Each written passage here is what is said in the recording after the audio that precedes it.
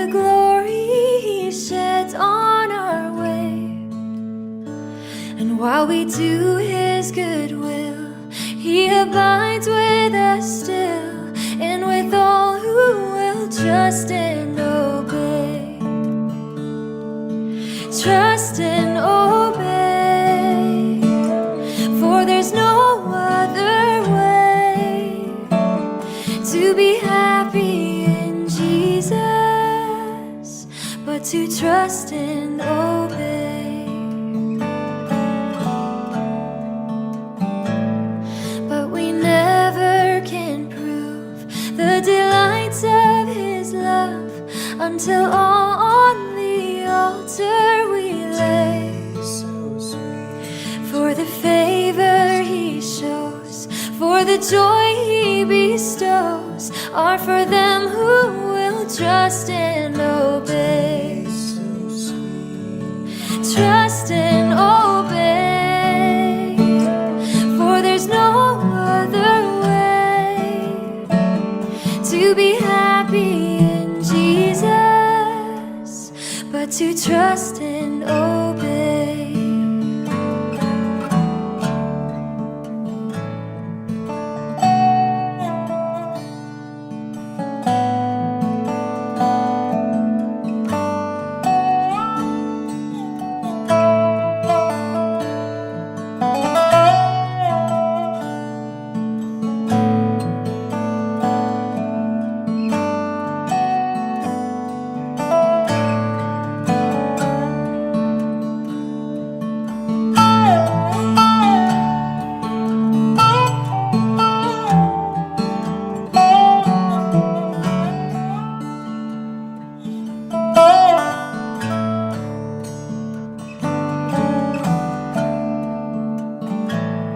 Then in fellowship sweet, we will sit at His feet, or we'll walk by His side in the way.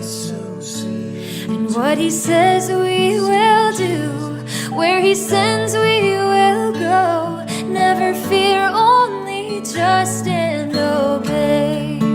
Trust and obey, for there's no other way to be happy in Jesus but to trust and obey. For there's no other way to be happy in Jesus but to trust and obey.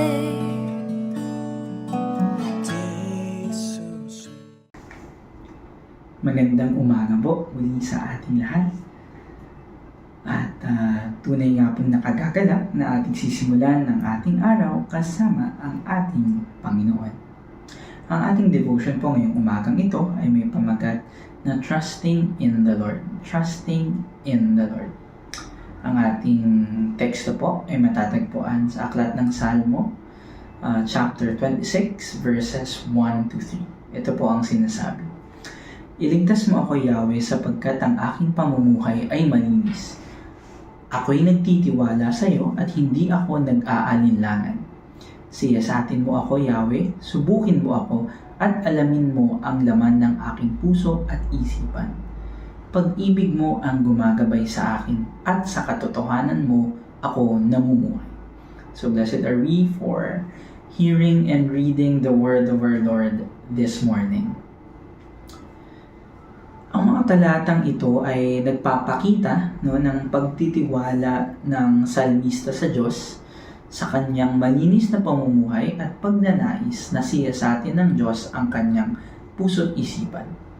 Ang Diyos ang gumagabay sa kanya sa pamamagitan ng kanyang pag-ibig at katotohanan. Ang mga talata po na ating nabasa ay paano po ba natin maisasabuhay ito? Paano po natin maiaangkop ang mga talatang ito sa ating buhay? Sabi nga po sa una, iligtas mo ako, Yahweh, sapagkat ang aking pamumuhay ay malinis. Ako'y nagtitiwala sa iyo at hindi nag-aalinlangan.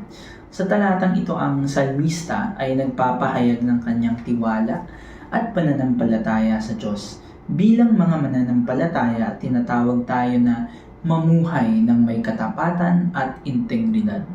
Dapat tayong magtiwala sa Diyos sa lahat ng pagkakataon kahit sa mga pagsubok sa ating buhay. Sa ikalawang talata, ito po'y sinasabi, siyasatin mo ako, Yahweh, subukin mo ako, at alamin mo ang laman ng aking puso at isipan. Hinihikayat tayong maging bukas sa pagsusuri ng Diyos sa ating mga puso at isipan sa araw-araw. Dapat nating hayaan ng Diyos na suriin ang ating mga motibo at layunin. Handa ba tayong magbago kung may makita siyang hindi tama sa ating buhay? Dapat tayong maging tapat sa ating sarili at sa ating Diyos. Panghuling at ikatlong talata, pag-ibig mo ang gumagabay sa akin at sa katotohanan mo ako namumuhay. Ang salmista ay umaasa sa pag-ibig at katotohanan ng Diyos bilang gabay sa kanyang buhay. Bilang mga Kristiyano, dapat nating hayaan ang pag-ibig ng Diyos ang manguna sa ating mga desisyon at pakikitungo sa iba. Ang katotohanan ng Diyos ang dapat nating maging pundasyon sa lahat ng aspeto ng ating buhay.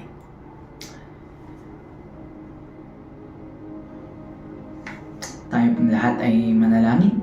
Aming Diyos, maraming salamat sa iyong walang hanggang pag-ibig at katapatan. Tulungan mo po kaming mamuhay ng may katapatan at katotohanan sa bawat bahagi ng aming buhay. Siyasatin mo po ang aming puso at isipan at linisin mo kami sa anumang bagay na hindi naaayon sa iyong kalooban. Naway ang iyong pag-ibig at katotohanan ang magturo sa amin sa bawat hakbang na aming tatahakin.